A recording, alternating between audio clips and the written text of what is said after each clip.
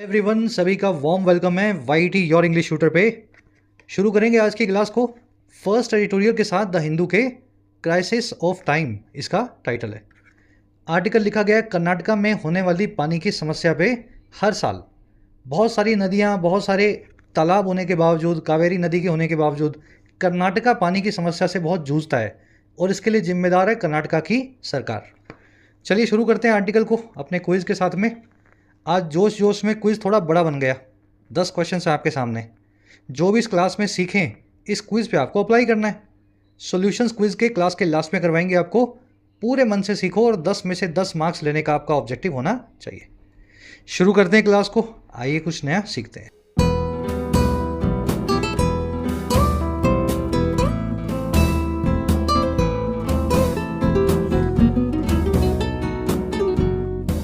कह रहा है जी क्राइसिस ऑफ टाइम। टाइम का मतलब है वक्त, क्राइसिस का मतलब है आपदा, विपत्ति, कोई परेशानी। कह रहा है जी ये क्राइसिस टाइम का आ गया है। टाइम के साथ में क्राइसिस बढ़ता जा रहा है। कर्नाटका पहले ऐसा नहीं हुआ करता था, लेकिन भयंकर तरीके से होने वाले अर्बनाइजेशन की वजह से, शहरीकरण की वजह से ये क्राइसिस जो है पानी का बढ़ रहा है। चलिए, क्राइसिस वर्ड को देखते ही एक कॉन्सेप्ट आपके दिमाग में रिंग होना चाहिए। CRISIS, crisis. क्राइसिस एक सिंगुलर नाउन है। हिंदी में इसका मतलब होता है विपत्ति या आपदा। लेकिन अगर इसका प्लूरल बनाना हो तो आप इसका प्लूरल ऐसे बिल्कुल नहीं बना पाएंगे। भाई जनरली तो ऐसा ही होता है ना, क्राइसिस लिखा और आगे येस लगा दिया, तो इसका प्लूरल बन जाएगा क्राइसिस, जो कि सही नहीं होगा ना बोलने में ना लिखने में। तो ये जो स्पेशल नाउन्स हैं जिनके लास्ट में IS आता है और जो सिंगुलर होते हैं, इनका प्लूरल बनाने का सिंपल सा तरीका ये है, आप जो पीछे IS लगा है उसको ES में बदल दें।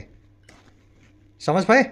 क्राइसिस, प्लूरल में भी क्राइसिस, सिंगुलर में भी क्राइसिस, स्पेलिंग में फ़र्क होगा और नाउन को आप चेंज कर पाएंगे। तो ये 6 नाउन्स आपको याद रखने हैं। इसी तरीके से IS से ये ख़त्म होते हैं। जैसे अगला नाउन है थीसिस। थीसिस का मतलब होता है कोई थ्योरी या रिसर्च। सिंगुलर हो तो IS के साथ में और प्लूरल हो तो ES के साथ में। उसी तरीके से एक्सिस, एक्सिस जानते होंगे ना आप, ग्राफ आपने बनाए होंगे, Y एक्सिस, X एक्सिस, है ना। तो एक्सिस जो है इसका प्लूरल बनेगा एक्सिस, राइट। चलिए, बाकी के तीनों का भी ऐसे ही बनाना है। बेसिस का प्लूरल बनाने के लिए पीछे ES लगा देंगे, बेसिस IS की जगह। हाइपोथेसिस में भी यही करना है और एनालिसिस में भी यही करना है। हाइपोथेसिस क्या होती है? हाइपोथेसिस होती है एक थ्योरी। थीसिस का ही एडवांस्ड वर्जन होता है हाइपोथेसिस, है ना। तो एनालिसिस, तो ये सारे वर्ड्स आपको इस तरीके से बनाने हैं। चलिए अब मैं आपको दिखाता हूँ कैसे आपको क्वेश्चंस मिलेंगे एग्जाम में इसी कॉन्सेप्ट के ऊपर। China and the US control and operate multiple military bases across the globe. China और अमेरिका कंट्रोल करते हैं और ऑपरेट करते हैं, चलाते हैं बहुत सारे मल्टीपल यानी वेरियस, कह रहे जी बहुत सारे मिलिट्री बेसिस को पूरी दुनिया में अक्रॉस द ग्लोब। अब देखो ये बेसिस तो कई सारे हैं, मल्टीपल लग गए आगे। मल्टीपल लगने की वजह से वर्ब जो नाउन आएगा वो आएगा प्लूरल में। तो ये बेसिस जो आप लिख करके बैठे हो सिंगुलर वाला, इसको आपको BASES लिखना पड़ेगा, प्लूरल बनाना पड़ेगा, ठीक है। तो ये कॉन्सेप्ट जो आपको छुटकू से लग रहे हैं ना यहाँ कि सर ये तो मैं कर दूंगा, इसमें क्या है ना, ये तो ES लगा के मैं कर आऊँगा। जब ये सेंटेंस में आपको मिलेगा तब आपकी नज़र पैनी होनी चाहिए क्या कहना चाह रहा है। और ये नज़र आपकी पैनी कैसे होगी? जब आप इन वर्ड्स को ऐसे याद रखेंगे जैसे मैंने आपको भी याद करके बताए। 6 वर्ड्स जो आपको बताए हैं, देखते ही आपको जहाँ दिखें सबसे पहले आप इनको चेक करेंगे कि ये सिंगुलर लगा है, प्लूरल लगा है। इस तरीके से जब आपके कॉन्सेप्ट रेडी होंगे तभी आप इनको अप्लाई कर सकेंगे। नहीं तो ये बना लो जितने मर्जी नोट्स, कितनी मर्जी बार मुझसे सुन लो, आपको ये सेंटेंस के अंदर दिखाई नहीं देगा ये वर्ड कहाँ है। The multiple crisis emerging out of the war have severe implications for the world. Multiple जो क्राइसिस हैं या मैनी जो क्राइसिस हैं या वेरियस जो क्राइसिस हैं, है ना, विपत्तियां हैं जो इस वॉर से निकल करके आई हैं, उनके बहुत सीवियर, बहुत ख़राब इम्प्लीकेशंस हैं या दुष्परिणाम हैं पूरी दुनिया के लिए। अगेन मल्टीपल वेरियस की बात हो रही है तो भाई साहब क्राइसिस का प्लूरल बनेगा, आपको लिखना पड़ेगा मल्टीपल क्राइसिस। वैसे ही लास्ट सेंटेंस आपको एज होमवर्क दे रहा हूँ मैं, सभी लोग खुद से ट्राई देना इसको, ठीक है। The research team has published a thorough analysis of the problem. Research team ने, रिसर्च फर्म ने पब्लिश किया है एक बहुत ही डिटेल्ड, थोरो विश्लेषण को, एनालिसिस को इस प्रॉब्लम के। चलो खुद से कर लोगे, कमेंट्स में डालना, करोगे तो बैठेगा दिमाग में, सही गलत आपको कमेंट्स में बताएंगे। चलिए आगे बढ़ते हैं। आज के क्विज में कॉन्सेप्ट मैंने आपसे पूछा हुआ है, अब आएंगे टाइटल पैराग्राफ पे। कह रहा है जी, rapid growth such as Bengaluru's this century and short termism can not exist. कह रहा है तेजी से होने वाली ग्रोथ, रैपिड यानी तेजी से, ग्रोथ का मतलब है विकास, तेजी से आया हुआ विकास, जैसा कि बेंगलुरु का रहा है इस सेंचुरी में। बेंगलुरुज ये ठीक है ना, ये इसने पजेसिव बना के आगे ग्रोथ की बात ही की है, ग्रोथ को इसने दूसरी बार नहीं लिखा। कह रहा है ऐसा विकास, और जो शॉर्ट टर्मिज्म है, शॉर्ट टर्मिज्म मतलब हर चीज़ को शॉर्ट टर्म के हिसाब से देखना। ठीक है यार, इतनी ज़रूरत है, ऐसा कर दो, ऐसा है ऐसा कर दो, 20 कुएं और खोद दो। ये जो शॉर्ट टर्म वाले काम है, ये को एग्जिस्ट नहीं कर सकते हैं, एक साथ में नहीं रह सकते हैं। अगर रैपिड ग्रोथ करनी है आपको सस्टेनेबल फॉर्म में, लॉन्ग टर्म में, तो आपको लॉन्ग टर्म के बारे से, लॉन्ग टर्म के हिसाब से पॉलिसीज को बनाना होगा। शॉर्ट टर्म वाला काम करोगे तो रैपिड ग्रोथ और इन दोनों कामों का आपस में कोई को एग्जिस्टेंस नहीं है। को एग्जिस्ट करना यानी एग्जिस्ट करना साथ में, दो चीज़ों का एक साथ मिला हुआ होना, है ना। चलिए, rapid growth and short termism आपके सब्जेक्ट्स हैं, कैन नॉट को एग्जिस्ट इसकी वर्ब है। चलिए आगे बढ़ के इस आर्टिकल की वोकैब पे नज़र डालेंगे। भारी भरकम वर्ड्स हैं। क्लास को एक लाइक और एक शेयर जरूर से देना। टेलीग्राम ग्रुप को ज्वाइन करने के लिए आपको @YourEnglishTutor टाइप करना है, टेलीग्राम में आपको ग्रुप मिल जाएगा। साथ ही YT ऐप पे आप तैयारी कर सकते हैं अपने एग्जाम्स की, चाहे SSC हो, डिस्क्रिप्टिव राइटिंग हो, UPSC का हो या बैंकिंग का हो। ऐप का लिंक कमेंट सेक्शन में दिया गया है। राइटिंग के कोर्स में आप सीख सकते हैं राइटिंग, लगभग 60 से 70 घंटों में फ़ायदा आप ले सकते हैं इस कोर्स का। UPSC के कोर्स में आप अपना मीडियम चेंज कर सकते हैं, किसी और लैंग्वेज से इंग्लिश में माइग्रेट कर सकते हैं। UPSC के सभी एस्पेक्ट्स कवर्ड हैं, answer writing, essay writing, descriptive writing, CSAT। SSC और बैंकिंग के कोर्स में आपको सारे वैरायटी के क्वेश्चन सोल्व करना सिखाया जाता है। 100 से 1.25 घंटों के कोर्सेज हैं, आप भरपूर अपनी प्रैक्टिस कर सकते हैं। कोई क्वेश्चन हो, क्वेरी हो, टीम का नंबर है व्हाट्सअप, आप इस नंबर पे टीम से जुड़ सकते हैं वाया व्हाट्सअप। आ जाओ अपनी वोकैब शीट पे, 5 वर्ड्स हैं। शुरू करेंगे एनकम्पस से। शीट को डाउनलोड कर लेना टेलीग्राम ग्रुप से, वहाँ पे रखी हुई है, रोज़ आपको शाम में मिल जाती है। देखिए कंपस क्या होता है, प्रकार जो आपने स्कूल में यूज़ किया होगा, जिसके सहारे आप क्या है गोले बनाते हैं, है ना। बीच में एक उसके सुई होती है, उसको रख के फिर उसके चारों तरफ उसकी धुरी पे घुमा के आप कोई गोला, सर्कल वगैरह बनाते हैं। कंपस का काम क्या होता था, जब भी वो गोला बनाता था, उस गोले के अंदर जो भी चीज़ है उसको अपने दायरे में ले लेता था। जब भी आप गोला बनाओगे ना, सर्कल बनाओगे, तो जो अंदर है उस सर्कल के अंदर आ जाएगा, जो भी चीज़ सर्कल के अंदर है। तो वहीं से वर्ड बनाया गया एनकम्पस, किसी चीज़ को कंपस की तरह अपने दायरे में ले लेना, इंक्लूड इन द स्कोप करना। Her job as a secretary encompasses a wide range of responsibilities. उसकी जो जॉब है, नौकरी है सेक्रेटरी के तौर पे, उसके दायरे में आता है, वो एनकम्पस करती है या अपने दायरे में इंक्लूड करती है बहुत सारी बड़ी रेंज को, रिस्पॉन्सिबिलिटीज़ की, जिम्मेदारियों की। तो एज अ सेक्रेटरी उसकी जिम्मेदारियों की रेंज बहुत बड़ी है, काफ़ी सारे काम उसको करने पड़ते हैं। चलिए, एनकम्पस को एनकैप्सुलेट करना भी बोलते हैं। आज ये वर्ड आप एनकम्पसिंग आर्टिकल में देखेंगे एडजेक्टिव फॉर्म में। एनकैप्सुलेट भी आपको बहुत अच्छे से बताया, कैप्सूल से बना हुआ वर्ड है। कैप्सूल देखा ना आपने, ऐसा कैप्सूल होगा, उसके अंदर दवाई होगी।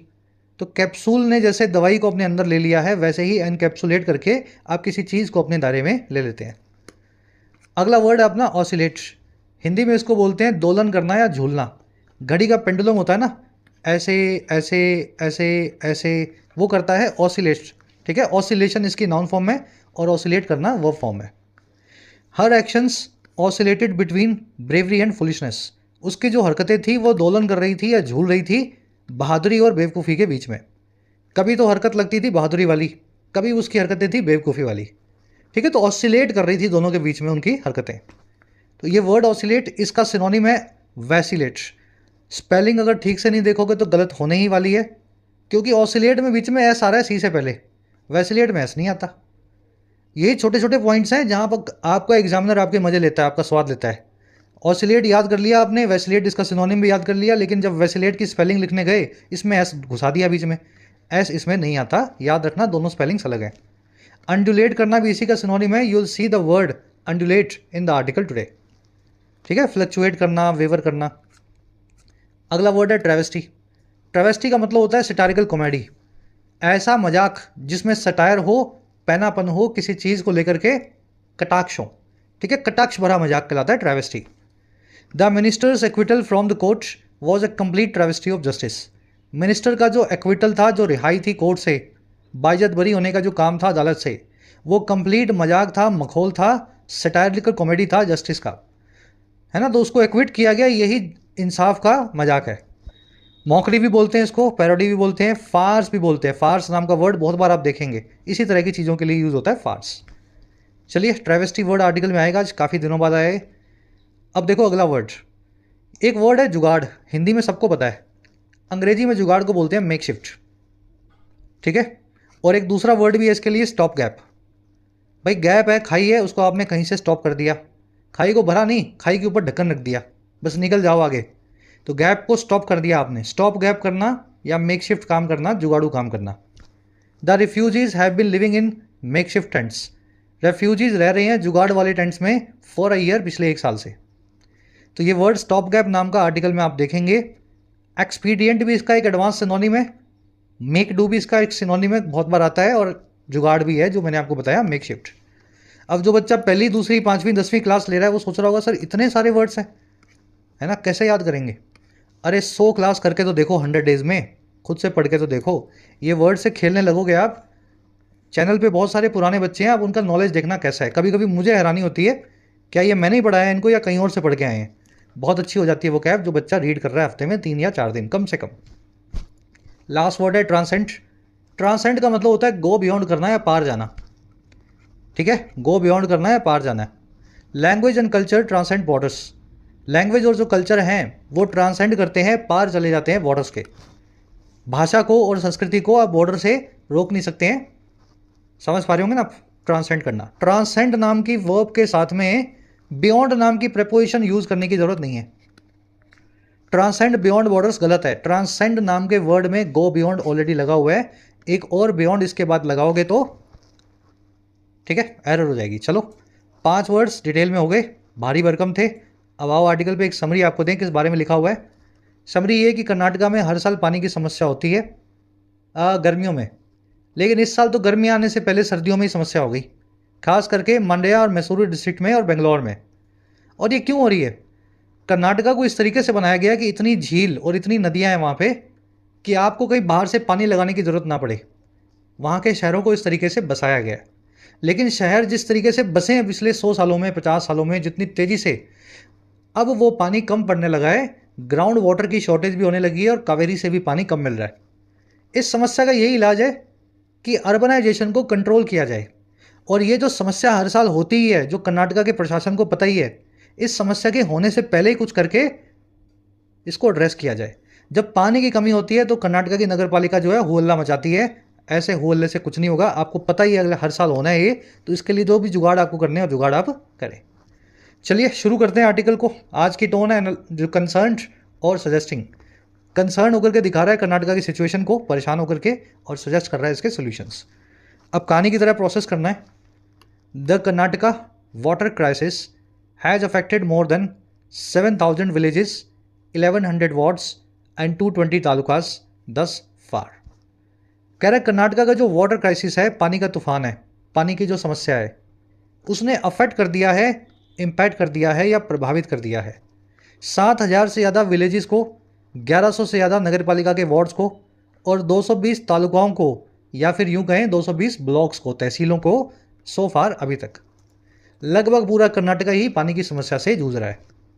वाटर क्राइसिस की वर्ब है हैज़ अफेक्टेड, परफेक्ट टेंस है, अफेक्टेड वर्ब की थर्ड फॉर्म है हैज़ के बाद। अफेक्ट करना, इम्पैक्ट करना, प्रभावित करना, किसी चीज़ पे असर डालना। करे the problem encompasses Mandya and Mysuru districts where a Kaveri river watershed and the Krishna Raja Sagar Dam are located। कह रहा है जो प्रॉब्लम है ये एनकम्पस करती है, ये अपने दायरे में लेती है मांड्या और मैसूरू डिस्ट्रिक्ट्स को। खाली बंगलोर में नहीं है, मांड्या और मंडूरू में भी ये समस्या मैसूरू में आपको मिलेगी। तो ये प्रॉब्लम इन दोनों डिस्ट्रिक्ट्स को भी अपने दायरे में लेती है। और ये कौन से डिस्ट्रिक्ट है भाई? कह रहा है ये वही डिस्ट्रिक्ट्स हैं जहाँ एक बहुत बड़ा कावेरी नदी का वाटरशेड है। वाटरशेड आपको समझा देंगे क्या होता है। जहाँ एक बहुत बड़ा कावेरी नदी का वाटरशेड है और कृष्ण सागर डैम जो है, दोनों लोकेटेड हैं, स्थित हैं, बने हुए हैं। और ये दोनों क्या हैं? कह रहा है जी और कुछ नहीं है, ये दोनों इंपॉर्टेंट सोर्सेज ऑफ वाटर हैं बेंगलुरु के लिए। समझ गए? प्रॉब्लम की वर्ब है एनकम्पेसिस। कावेरी वाटरशेड और कृष्ण सागर डैम की वर्ब है आर। अब ये वाटरशेड क्या होता है आपको समझाते हैं। एक पिक्चर दिखाता हूँ आपको। ये होता है वाटरशेड, देख पा रहे हो? कौन सा वाटरशेड है? ये वाला एरिया। कैसे वाटरशेड है ये नदी यहाँ से निकली और ये सीधे जानी थी, लेकिन ये ऊंचा आया, टेढ़ा मेढ़ा एरिया रास्ते में आया, ये नदी टूट गई। अब ये यहाँ से यहाँ जाने की बजाय यहाँ भी पानी दे रही है, यहाँ भी दे रही है, यहाँ भी दे रही है, यहाँ भी जाएगा, आगे भी जाएगा। सहायक नदियाँ या ट्रिब्यूटरीज इस नदी की बन गई। तो वो एरिया नेचुरली जो बना हो, जो किसी नदी को तोड़ दे और उसकी ट्रिब्यूटरीज में डिवाइड कर दे और नदी को फैला दे, ऐसे एरिया को हम बोलते हैं वाटरशेड। ये बहुत ज़रूरी है। अगर वाटरशेड नहीं होंगे तो एक नदी पॉइंट ए से पॉइंट बी पे जाके ख़त्म हो जाएगी, बीच में कहीं इधर उधर पानी जो है वो नहीं फेंकेगी। तो ये जो आपने एरिया देखा कौन सा वाला, कावेरी रिवर वाटरशेड, इसी की वजह से बेंगलुरु तक पानी आता है ट्रिब्यूटरीज के जरिए। समझ गए? चलो, कह रहे जी while the capital has hogged the headlines the effects of the crisis are wider. कह रहे जहाँ ये कैपिटल जो है बेंगलुरु, इसने हॉक कर दिया है, कब्जा जमा के हथिया लिया है। हॉक करना यानी किसी चीज़ के ऊपर ज़रूरत से ज़्यादा हिस्सा जो है उसका ले लेना। कह रहे जहाँ कैपिटल ने ज़रूरत से ज़्यादा हिस्सा जो है अपने हिस्से में ले लिया है, हेडलाइंस का, हॉक कर लिया है हेडलाइंस को, वहीं इफ़ेक्ट्स जो हैं इस क्राइसिस के वो काफ़ी वाइडर हैं, काफ़ी और जगह भी फैले हैं। तो बात सिर्फ बेंगलुरु की हो रही है टीवी में, न्यूज़पेपर में, लेकिन समस्या और भी जगह पे फैली है। कैपिटल की वर्ब है हैज़ हॉक्ड, हॉक करना, ये वर्ब बना है हॉक से। हॉक मतलब सुअर। सुअर जब कुछ खाते हैं तो ऐसे ही लड़ते होंगे शायद, एक ही सुअर सब कुछ खाने की कोशिश करता होगा। तो सुअरों की उस गंदी आदत से हमने हॉक नाम की वर्ब बनाई है। जब दूसरे का हिस्सा हथियाने की कोशिश करते हैं तो हॉक करते हैं। कह रहा है जी reports have suggested that the distal cause is the insufficient rainfall last year. Reports ने हमें ये बताया है, सजेस्ट किया है कि जो डिस्टल कोज है, जो अंदर जड़ में बैठा हुआ या अंडरलाइंग या फंडामेंटल कोज है, डिस्टल मतलब एकदम डिस्टेंट जड़ के अंदर, नीचे नीचे, तो कह रहे जो सबसे बड़ा कोज है वो है कम होने वाली या इनसफिशिएंट बारिश पिछले साल। और ये कब हुई? फॉलोइंग द सरप्लस इन 2022। ये पिछले साल की बारिश जो कम हुई है ये बाद में हुई है सरप्लस के या ज़रूरत से ज़्यादा बारिश के जो 2022 में हुई थी। और फिर ये हुआ क्या? और कह रहे जी and the resulting under replenishment of the Kaveri. और कह रहे जी और ये इसका कोज है रिजल्ट के तौर पे आने वाली या फलस्वरूप या परिणाम के तौर पे आने वाली जो अंडर रिप्लेनिशमेंट है कावेरी की। कावेरी एक नदी है, द लगेगा इसके आगे, नदियों के आगे द लगाते हैं। रिप्लेनिशमेंट का मतलब होता है भरपाई। नदी में से पानी निकला, फिर नदी में पानी घुसेगा भी तो सही, नहीं तो नदी तो सूख जाएगी। बारिश से पानी आएगा और फिर वो नदी पानी आगे जो है इधर उधर फेंक देगी। तो अंडर रिप्लेनिशमेंट हुई है, कावेरी से पानी ज़्यादा निकल गया और कावेरी में पानी आया कम। समझ गए ना? भरपाई जो है, रेस्टोरेशन जो है पानी का कम हुआ है, रिफिलिंग कम हुई है। चलिए, रिपोर्ट्स की वर्ब है हैव सजेस्टेड, डिस्टल कोज की वर्ब है इस। आरसी का क्वेश्चन यहीं पे बनता है। अगर आपसे पूछा जाए इस समस्या की जड़ क्या है, समस्या की जड़ है बारिश का कम होना 2023 में, पिछले साल में, और उसकी वजह से कावेरी में पानी कम रिफिल होना और कावेरी का 2024 में पानी कम देना। ठीक है, तो आरसी का क्वेश्चन यहीं से सॉल्व हो जाएगा। चलिए और आगे देखते हैं। कह रहे जी erratic rainfall is not new to Karnataka. जो ये इरेटिक रेनफॉल है, इरेटिक मतलब अनस्टेबल, कभी ज़्यादा कभी कम, कभी खुशी कभी गम, है ना, इनकन्सिस्टेंट। कह रहा है इरेटिक रेनफॉल है, ये नई नहीं है कर्नाटका के लिए, सदियों से कर्नाटका में ऐसा ही होता है। कह रहा है कॉफ़ी का एग्रो फॉरेस्ट्री नेटवर्क और CAFNET project a decade ago assessed 60 years of data and found the rainy season over Kodagu had shrunk by 2 weeks in 3 decades। कह रहा है कि ये प्रोजेक्ट था जिसका पूरा नाम था, ये छोटा बोलते हैं कैफनेट। कह रहा है एक रिसर्च प्रोजेक्ट था 10 साल पहले, एक डेकेड अगो। उसने असेस किया है, जायज़ा लिया 60 साल के डेटा का कर्नाटका में, और उसने ये पाया कि जो रेनी सीजन है, जो बरसात का मौसम है कोडागू नाम के डिस्ट्रिक्ट के ऊपर, वो श्रंक कर चुका है, सिकुड़ चुका है 2 वीक्स बाय 2 वीक्स, यानी 2 वीक से। यानी पहले मान लो 10 वीक का सीज़न था तो 8 वीक का हो गया। तो 2 हफ्ता जो है बरसात अब वहाँ पे कम होती है कोडागू में। और ये कब हुआ है? ये सारा काम हुआ है 3 डेकेड्स में, 30 सालों में। अच्छा, और क्या हुआ है? साथ में ये हुआ है while annual rainfall seemed to undulate in 12 to 14 year cycle. जबकि पूरे साल की जो बारिश है, एनुअल रेनफॉल है, वो दिखाई देती है कि वो अंडुलेट कर रही है, ऑसिलेट कर रही है, वैसिलेट या दोलन कर रही है 12 से 14 ईयर के साइकिल में। बारिश का दोलन करने का मतलब ये है जी 12 साल का एक साइकिल है। यहाँ पे ज़्यादा हुई, फिर कम हुई, फिर ज़्यादा हुई, फिर कम हुई, फिर कम हुई, फिर कम हुई, फिर ज़्यादा हुई, फिर 12 से 14 साल हुए, फिर ये साइकिल फिर रिपीट होता है। ठीक है ना। तो ये इस रिसर्च ने, इस प्रोजेक्ट ने बताया। प्रोजेक्ट की वर्ब है असेस्ड और दूसरी वर्ब है फाउंड। प्रोजेक्ट ने ये असेस किया, ये जायज़ा लिया और ऐसा पाया। रेनी सीजन की वर्ब है हैड श्रंक, सीजन श्रिंक कर चुका था, सिकुड़ चुका था। रेनफॉल की वर्ब है सीम्ड। जब भी कोई चीज़ घटती या बढ़ती है जिस भी क्वांटिटी से, आप बाय प्रेपोजिशन का इस्तेमाल करके बताते हैं। आपकी तनख्वाह 10% बढ़ गई तो your salary has increased by 10%। महंगाई 5% घट गई तो इन्फ्लेशन हैज़ ड्रॉप्ड या डिक्रीज्ड बाय 5%। तो ये रेनी सीजन जो है ये सिकुड़ गया 2 वीक से, तो इट हैज़ सिकुड़ गया या हैड श्रंक बाय 2 वीक्स। चलिए, समझ आ रहा है ना सब कुछ।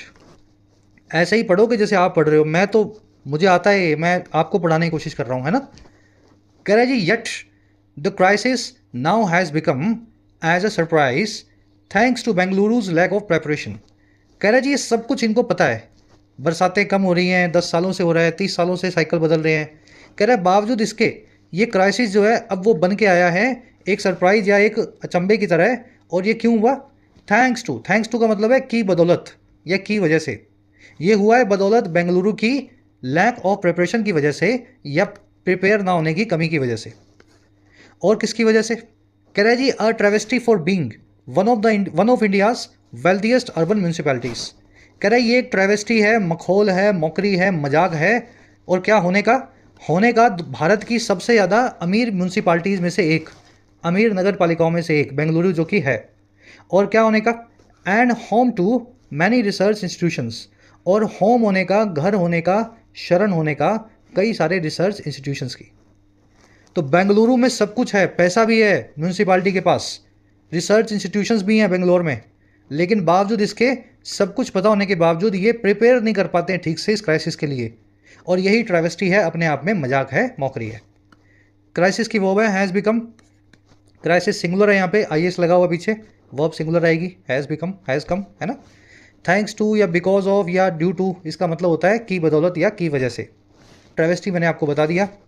वन ऑफ के बाद में हमेशा एक प्लूरल नाउन लगेगा, क्योंकि नाउन अगर प्लूरल नहीं होगा तो उसमें से वन आप कैसे निकालोगे? आप ऐसा ही बोल सकते हो ना, वो मेरे अच्छे दोस्तों में से एक है, he is one of my good friends. अगर आपका फ्रेंड ही एक होगा तो वो एक कैसे हो जाएगा? उनमें से एक तभी निकलेगा जब काफ़ी सारी चीज़ें आपके पास हों। तो वन ऑफ के बाद में हमेशा प्लूरल नाउन ही लग सकता है। होम टू होना, ये एक फ्रेज अंग्रेजी में, इसका मतलब होता है शरण देना, बना देना। यूज़ करके दिखाते हैं इस फ्रेज को। The jungle is house to several distinct species of birds. जंगल जो है होम है, हाउस है, घर है, पनाह है, कई सारी अलग अलग प्रजातियों की बर्ड्स की। देखो होम टू फ्रेज है ना, ये ऐसे ही चलता है। तो इस हाउस टू कर दोगे होम को तो गलत है। The jungle is home to लिखोगे तभी ये फ्रेज सही बनेगा। ये फ्रेज ऐसे ही चलता है, ठीक है। तो आपका एग्जामिनर अगर आपसे मस्ती करे हाउस लिख के, तो आपको होम बना देना है, ये फ्रेज को ऐसे ही चलाना है। हाउस से जो फ्रेज बनता है वो वर्ब फ्रेज होता है, इसी की तरह का होता है। आप ऐसा भी लिख सकते हैं, the jungle houses several distinct species of birds. दोनों फ्रेजेस एक हैं लेकिन दोनों की स्ट्रक्चर अलग है। यहाँ पे होम एक एडजेक्टिव होता है, वर्ब के बाद आता है इज, आर, एम, वो जो भी वर्ब आप लिंक वर्ब लगाएं उसके बाद इसको लगाएं। और हाउस एक वर्ब होती है, V1 V2 V3 में यूज होती है। Jungle houses several distinct species of birds. ठीक है, तो ये कॉन्सेप्ट याद रखना है, आज के क्विज में आपसे पूछा हुआ, बड़ा ही कूल कॉन्सेप्ट है। बड़े आगे कह रहा है जी, बेंगलुरु कंज्यूम्स रफली 1400 million litres a day each from Kaveri and ground water reserves. Bengaluru consume करता है, बेंगलुरु नाम का शहर, 1400 मिलियन लीटर को पानी को हर रोज, जो कहीं से, दो जगह से आता है, एक तो कावेरी नदी से और दूसरा ग्राउंड वाटर रिजर्व से, भूमिगत पानी से। कह रहे the ground water recharge rate is much lower while the Kaveri's was compromise by last years deficient rain. जो ग्राउंड वाटर की रिचार्ज रेट है, रिचार्ज रेट क्या होती है? पानी आपने निकाला तो पानी वापस ग्राउंड में जाएगा, तभी आप 10 साल बाद फिर निकालोगे। तो रिचार्ज होता है ग्राउंड वाटर। बरसात आएगी, थोड़ा पानी ज़मीन में जाएगा, फिर थोड़ा पानी आप कुएं में से, ट्यूबवेल में से निकाल लेंगे। कह रहे जी ग्राउंड वाटर की जो रिचार्ज रेट है बेंगलुरु में या कर्नाटका में, वो काफ़ी कम है, मच लोअर है।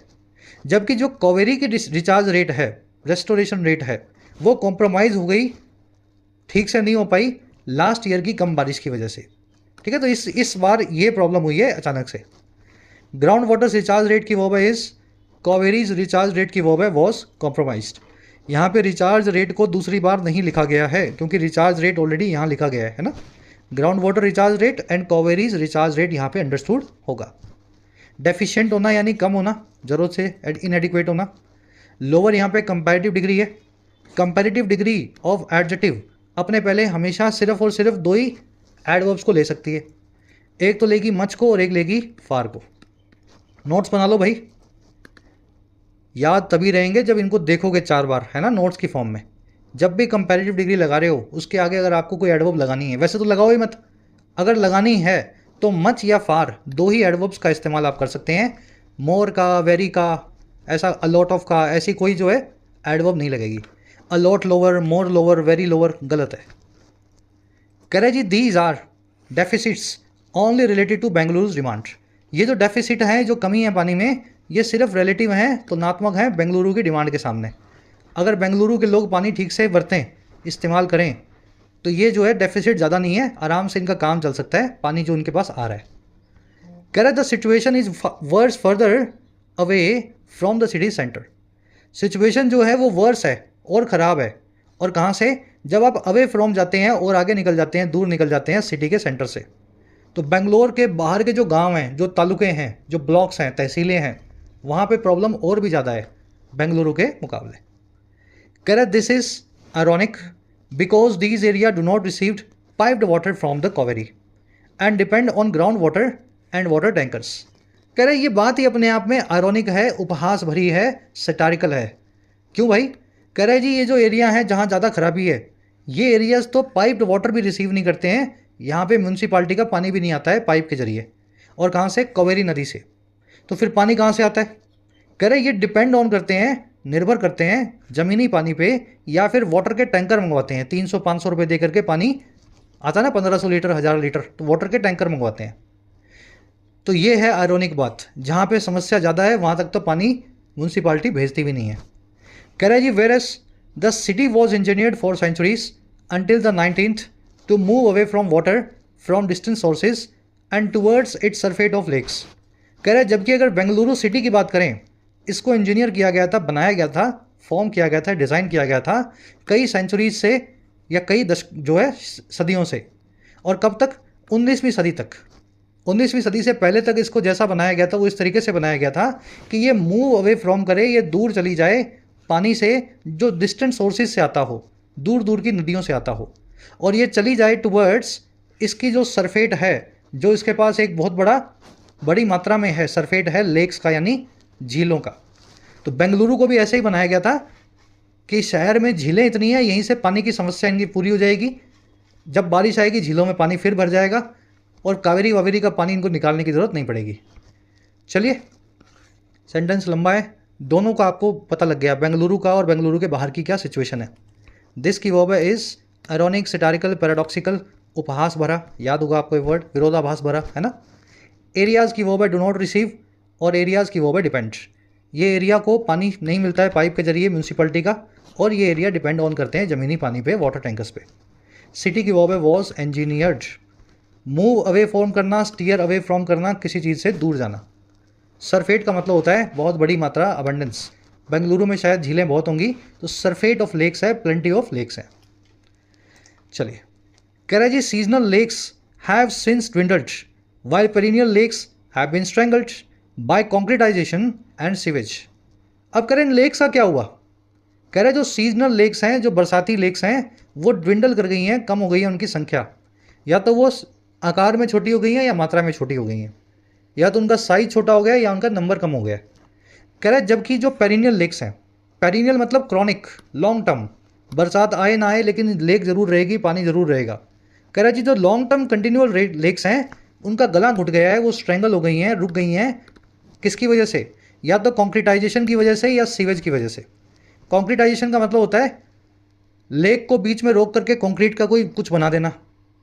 कंक्रीट का आपने कुछ बनाया, उससे लेक वहीं रुक गई, है ना, वो छोटी हो गई, पहले सा साइज़ कम हो गया। कंक्रीट ही कंक्रीट लगा रहे हैं आप शहर में, हर जगह पत्थर लगा रहे हैं, है ना, तो ये होता है कॉन्क्रीटाइजेशन।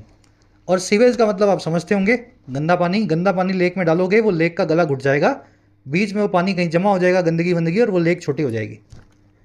चलिए, सीजनल लेक्स की वो है हैव ड्विंडल्ड, ड्विंडल करना, किसी चीज़ का धीमा पड़ना, मंदा पड़ना, इंटेंसिटी कम होना। पेरिनियल लेक्स की वो है हैव बीन स्ट्रेंगल्ड, स्ट्रेंगल करना, रिस्ट्रिक्ट करना, हैम्पर करना, किसी का गला घोटना, किसी को समझ गए ना, छोटा कर देना। गला घोट देना लेक का, यानी लेक को आपने पूरा जो है ठीक से फ्लो होने नहीं दिया। चलिए, अब ये फर्स्ट पैराग्राफ में आपको प्रॉब्लम और उसके रीजंस बताए हैं। अब आ जाओ सेकंड पैराग्राफ में, इसके सोल्यूशंस आपको देगा। Climate change is a crisis of time. Climate change जो है वो एक टाइम का क्राइसिस है, वक्त के साथ आया हुआ तूफान है। अ क्राइसिस लिखा हुआ है, क्राइसिस सिंगुलर है, बार बार बता रहा हूँ आपको। अगर ES लगा दूँ तो ये प्लूरल हो जाएगा, अ के साथ में फिट नहीं बैठेगा। याद है ना कॉन्सेप्ट? कह रहा है जी, इट पर्सिपिटेट्स नॉन लीनियर चेंजेस। ये जो क्लाइमेट चेंज है ये पर्सिपिटेट करता है। प्रिसिपिटेट करना यानी किसी चीज़ को अचानक से और तेज़ी से लाना।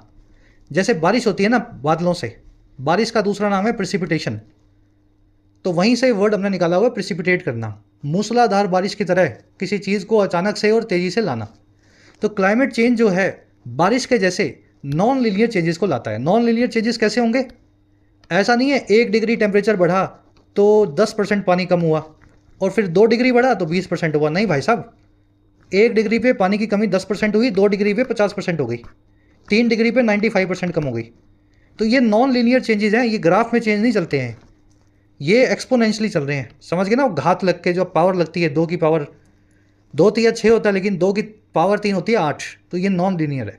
तो ये क्लाइमेट चेंज भी जो है ना इसी तरीके से नॉन लीनियर चेंजेस को ला रहा है। अब वो चेंजेस कैसे हैं? That lead to disproportionate and sometimes irreversible outcomes. ये वही चेंजेस हैं जो लीड टू करते हैं, ले जाते हैं हमें डिसप्रोपोर्शनेट, और कभी कभी ना रिवर्स किए जा सकने वाले, ना वापस सही किए जा सकने वाले आउटकम्स की तरफ।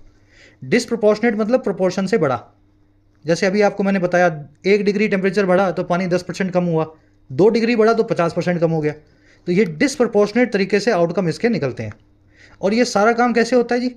ये सारा काम होता है forcing under prepared governments to mount rapid responses to forces that have been festering for decades.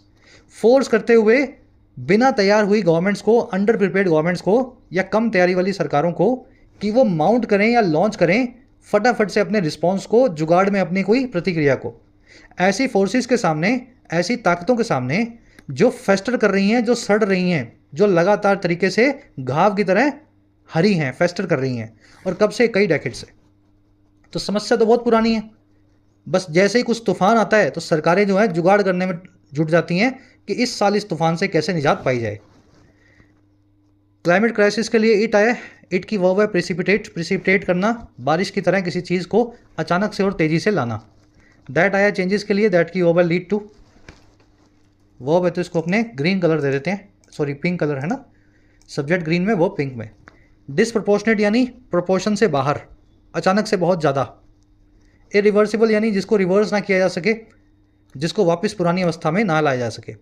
Mount करना किसी रिस्पॉन्स को, इसका मतलब होता है लॉन्च करना या पुटअप करना किसी प्रतिक्रिया को, माउंट द रिस्पॉन्सेस। दैट आया फोर्सेस के लिए, दैट की वर्ब है हैव बीन फेस्टरिंग।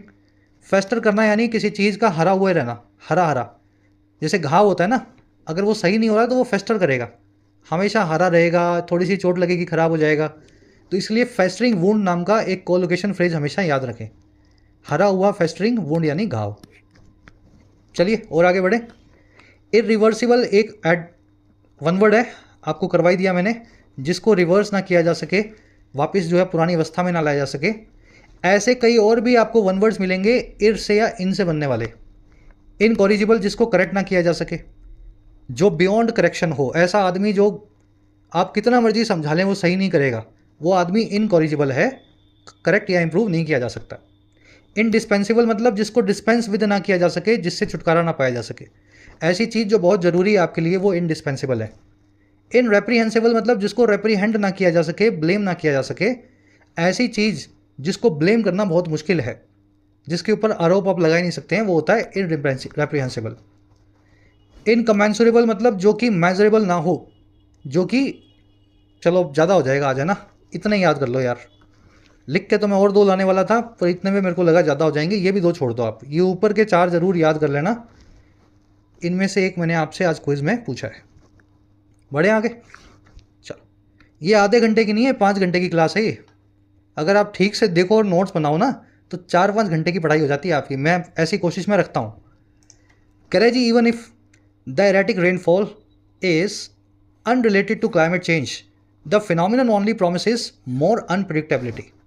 कह रहे जी, यहाँ तक कि अगर आप जिद पे आ जाएं और बहस करने लगें और ये कहने लगें कि जो इरेटिक रेनफॉल है, आगे पीछे होने वाली बारिश है, अनस्टेबल बारिश, ये जुड़ी नहीं हुई है, रिलेटेड नहीं है क्लाइमेट चेंज से, है ना। म्यूनसिपालिटी यही बोलती है कि क्लाइमेट चेंज का बारिश से कोई कनेक्शन नहीं है। कह रहे फिर भी जो भी ये है, जिससे भी जुड़ा हुआ है ये फिनोमिनन, ये घटना, ये सिर्फ प्रॉमिस करती है, गारंटी देती है और ज़्यादा अनप्रिडिक्टेबिलिटी की, और ज़्यादा अनिश्चितता की। आने वाले टाइम में और ज़्यादा अनप्रिडिक्टेबिलिटी आपको देखने को मिलेगी। चाहे आप बोलो ये क्लाइमेट चेंज से जुड़ी है या नहीं जुड़ी, वो बहस की बात अलग है। एरेटिक रेनफॉल की वर्ब है इस, फिनोमिनन की वर्ब है प्रोमिसेस। फिनोमिनन मतलब स्पेशल इवेंट, कोई घटना, सिंगुलर है। अगर इसका प्लूरल बनाना हो तो ऑन को निकाल के ए लगा दें, फिनोमिना। कह रहा है in this regard Bengaluru and most Indian cities will achieve little when they mount stop gap measures.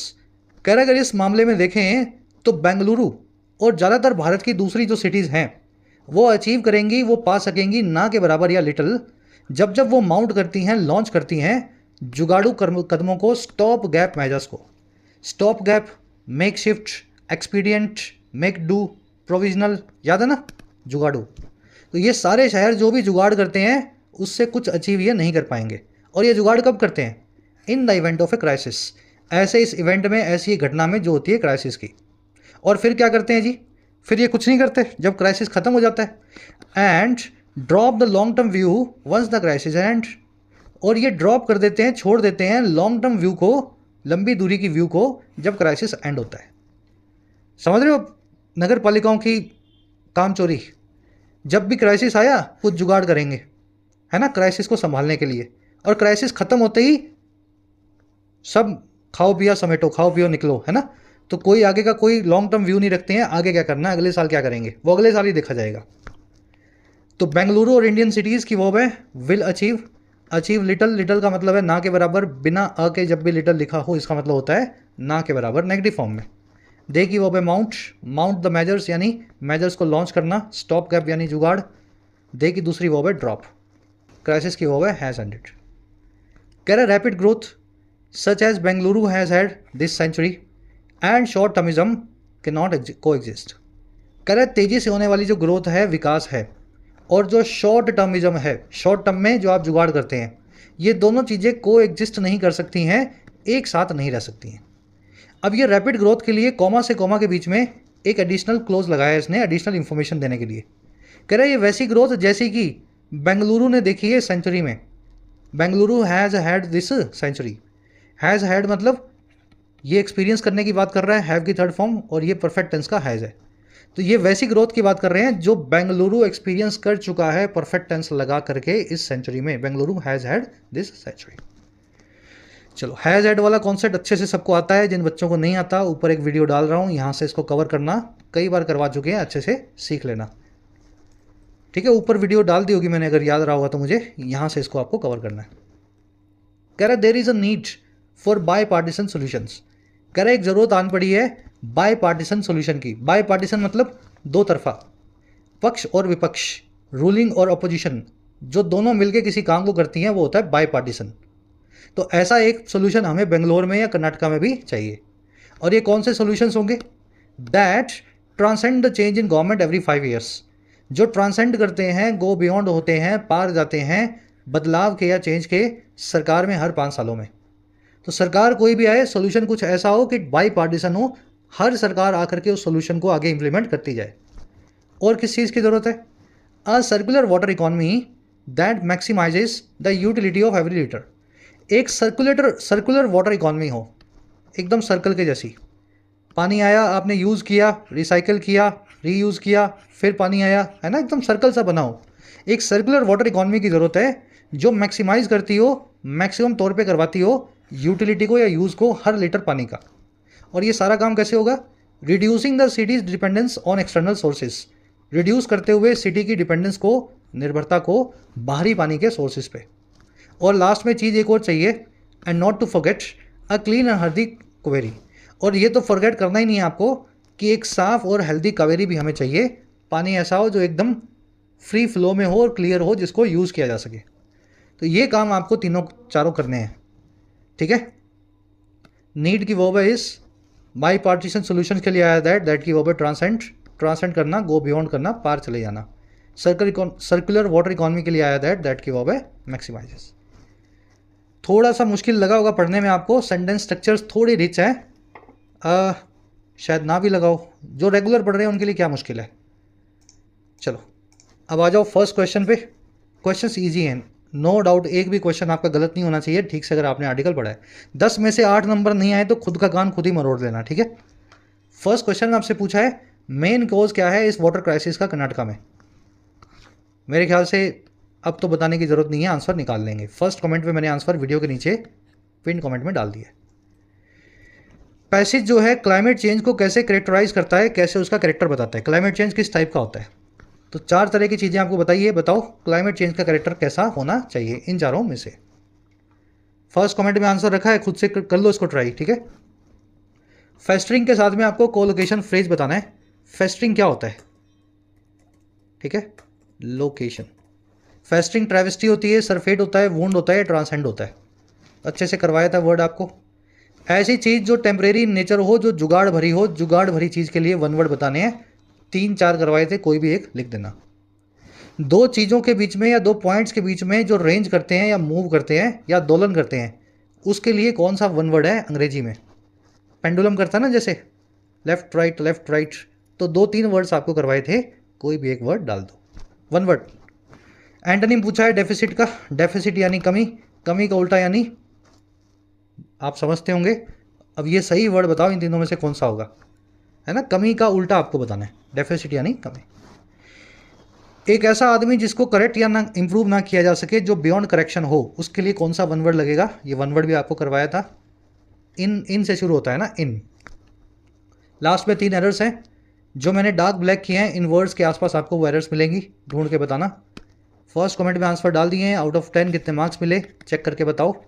Class पूरी देखी, सब कुछ समझा, मज़ा आया तो पूरी देखने वाले बच्चे पीडी लिख दिया करो, और मज़ा आ जाए तो पीडीआई लिख दिया करो। इंटरेस्टिंग लगी क्लास, पीडीआई से मुझे आपका फीडबैक मिल जाता है।